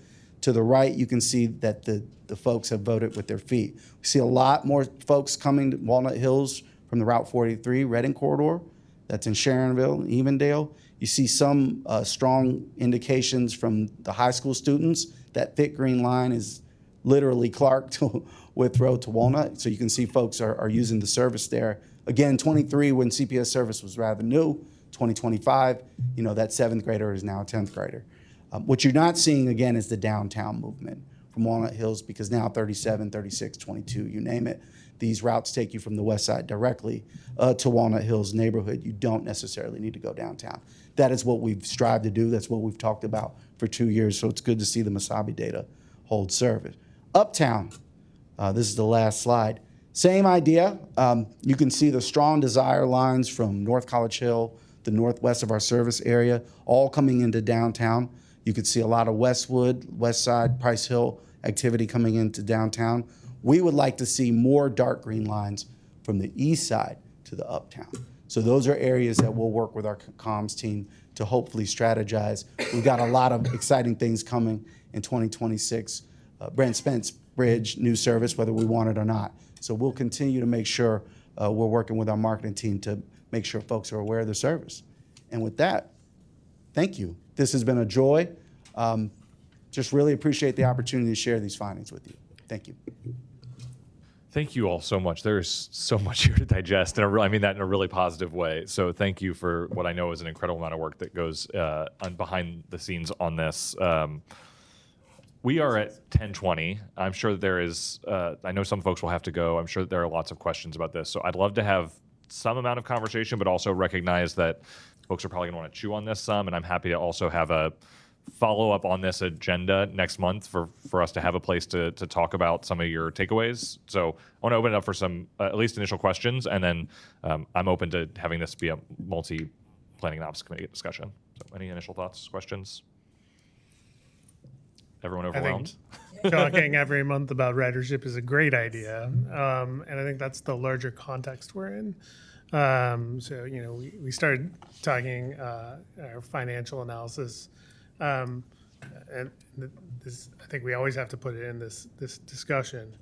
Right now, we're getting some returns on investment on money that we're going to spend and invest in the system. And that money's going to go away, right? And we need to increase ridership in order to create that revenue to operate in just a few years. So that's part of it. Of course, it's not just pure economics there. We're serving our community, but there is a strong need there. And so we have to figure out what's going on. And so thank you so much for this deep work. I think it's going to inform us through years and the next several months. I do have some, I don't know how to say this, I need some help understanding some things, because I think you can glance on the surface of this and start getting confused with some simple takeaways.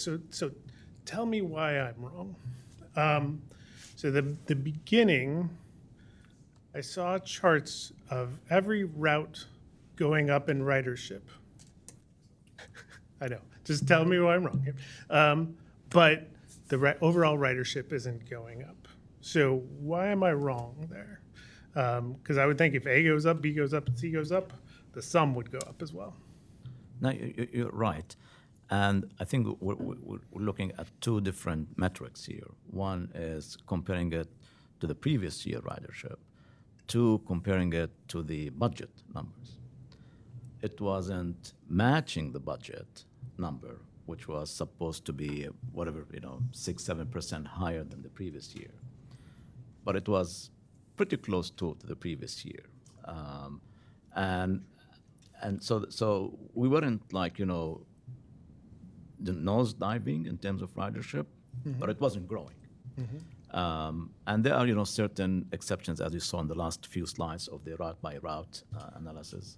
But that's really the main thing. Is our aspiration, as we all know, we're not here just to have a flat ridership. We want to grow, and it wasn't. And that's what especially the last few parts of this presentation were hinting at, the cause. Yeah, and I want to get to that, but I wanted to start with kind of addressing that perhaps too simple understanding that is tempting when you see those first slides. Yeah, you're right, and that was why when we initially started this and we looked at route by routes, okay, that doesn't make any sense, exactly for the same reason you mentioned. So then we started looking into things in a different way, corridor by corridor, and so on and so forth. Because, and one of the examples that was there, but Steve didn't talk about it, two routes, Route 2 and 3, ridership was declining. But that's for a reason, because we introduced Route 8, we restructured Routes 2 and 3 and introduced Route 8 with, so if you take the totality of these three routes, ridership is up, right? So it's not just by route. There's, you need to look at it in the corridors. Routes impact other corridors, other routes by transferring and so on. So yeah, initially, looks fine, but that's not the answer, right? And I think that's important. The overall complexity of the system means you do have to dig in the way you did. So other simple elements that I need help with. Has the population of our region grown or changed, and does that overall impact our ridership?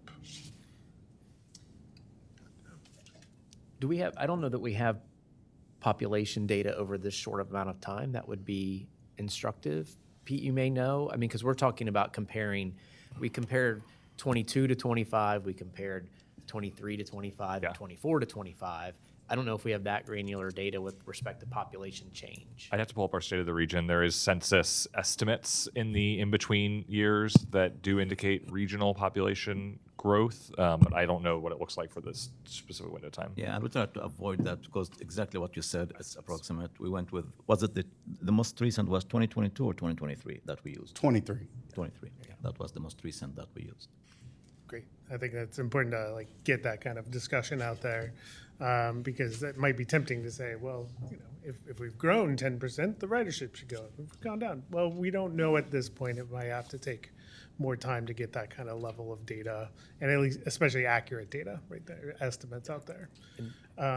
Okay, so I have one question. Getting into the latter part of the presentation, so we're in this complex environment, and we're transforming the structure of this system. And those last several slides are really getting at that. People not coming down, going cross down.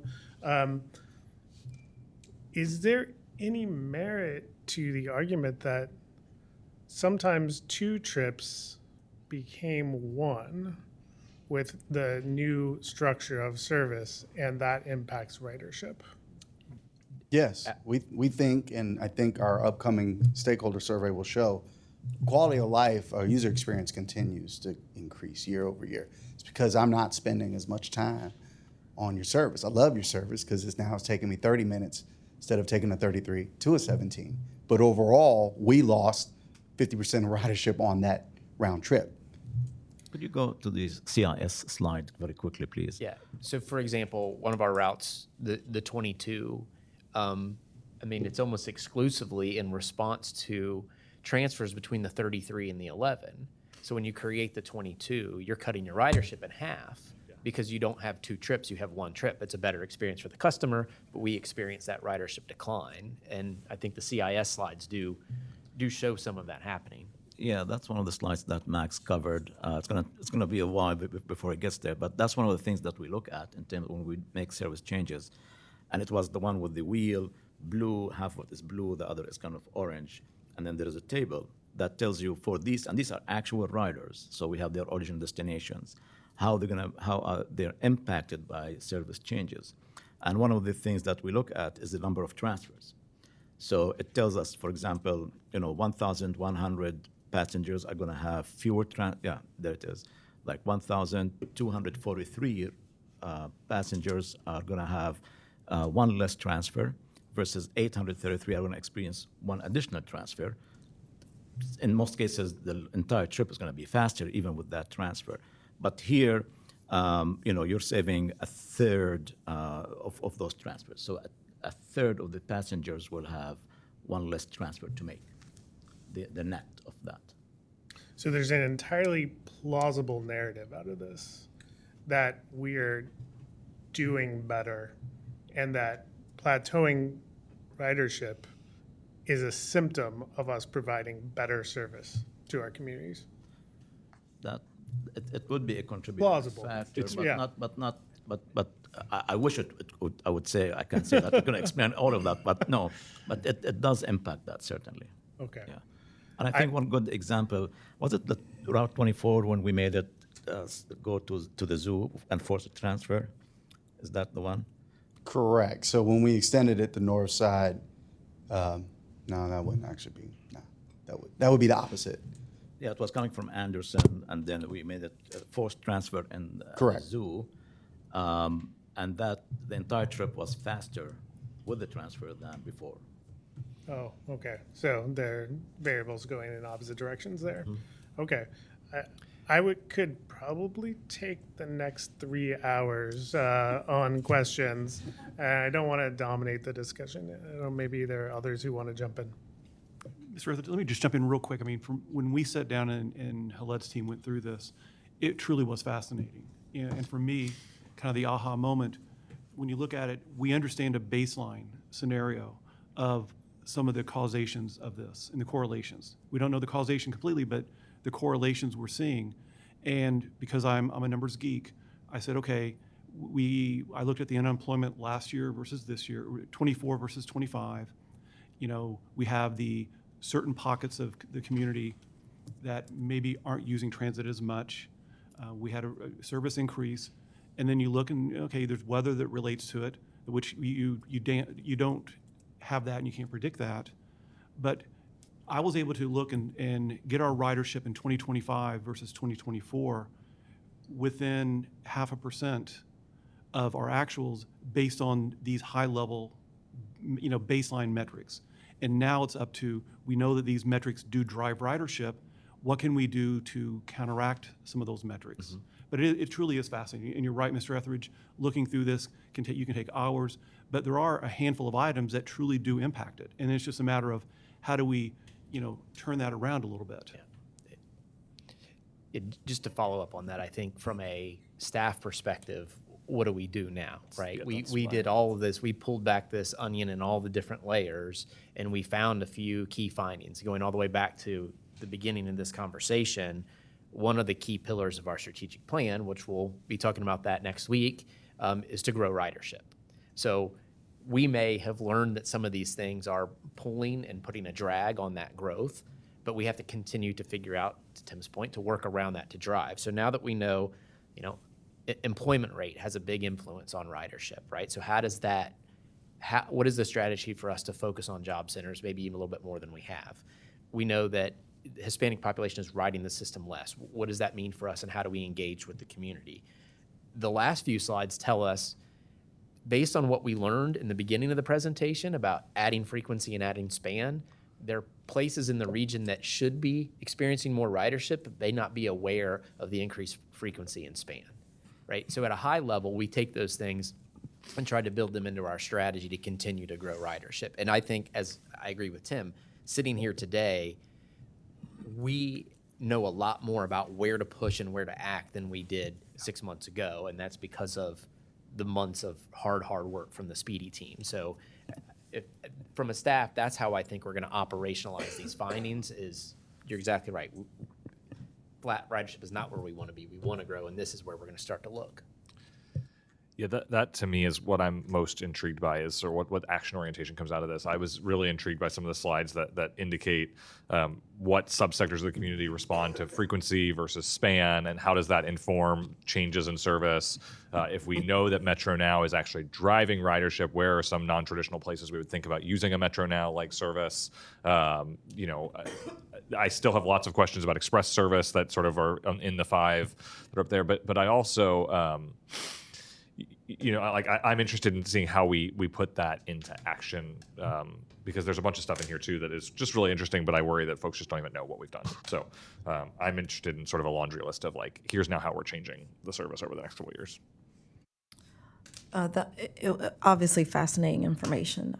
And maybe I missed this while I'm trying to read and keep up with everything, but I'm interested in how we got some of these external elements. Did you ask the system to look at variables that are outside the system, or did you say, well, hey, we want to look at population, or we want to look at unemployment rates, or how did that factor into it so that you knew to kind of boil that down to those? It seemed like real two major factors.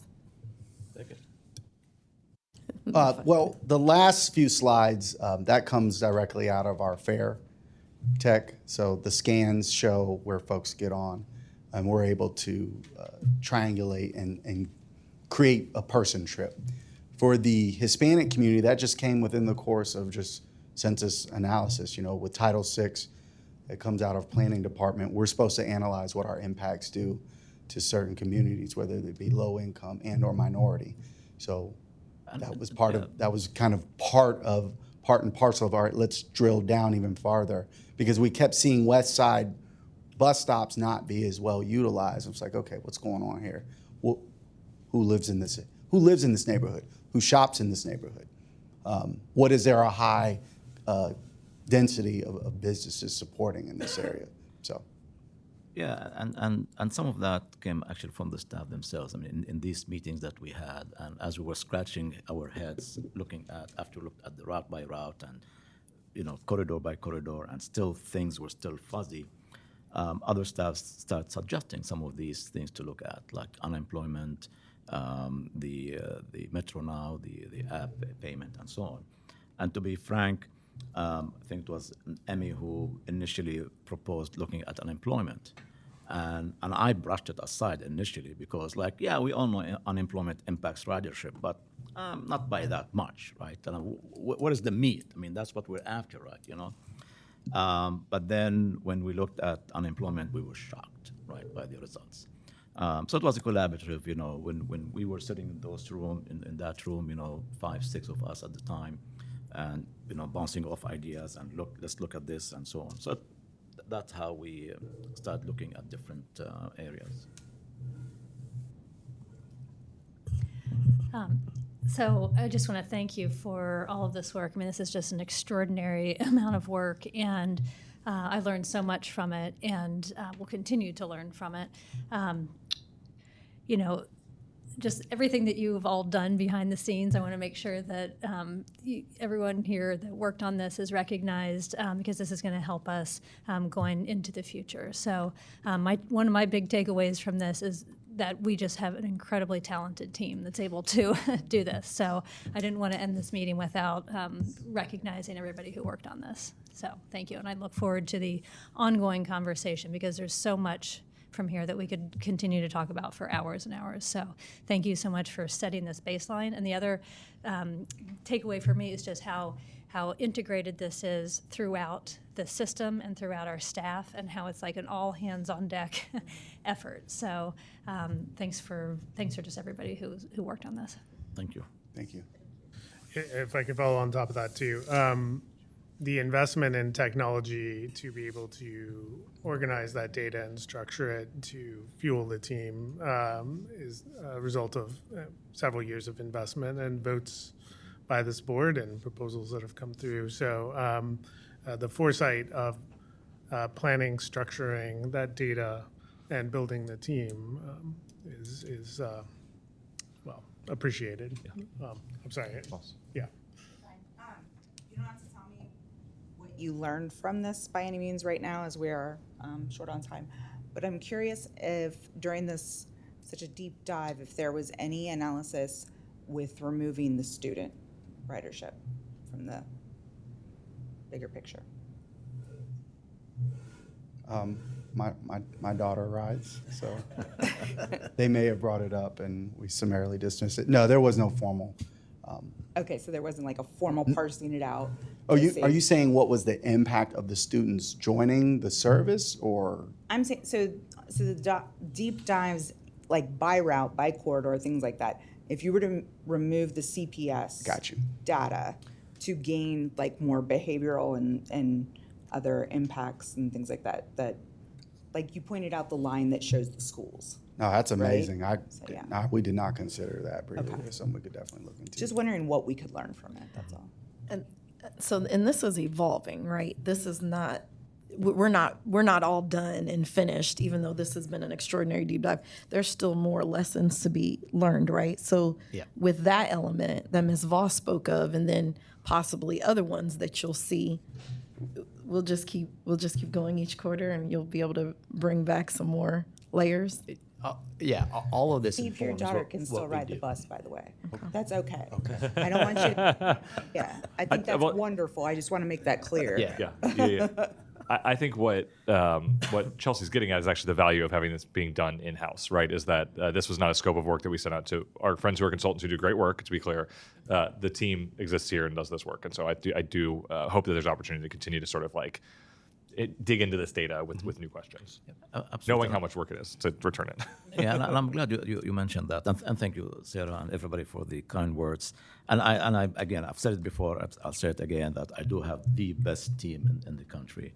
And to your point, Pete, that wasn't given to a consultant. And to be honest, consultants wouldn't have done such a great job in such a short amount of time. And I mean every word of that. Yeah. Andy, did I cut you off? I think you were about to say something.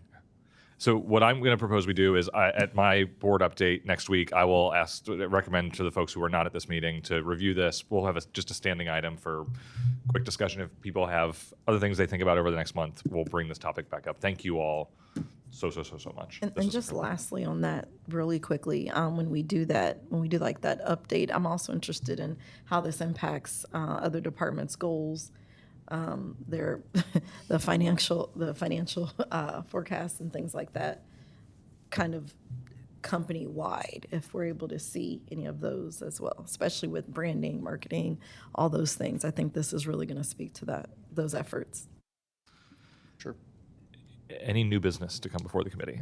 Hearing none, I will adjourn us. Thank you.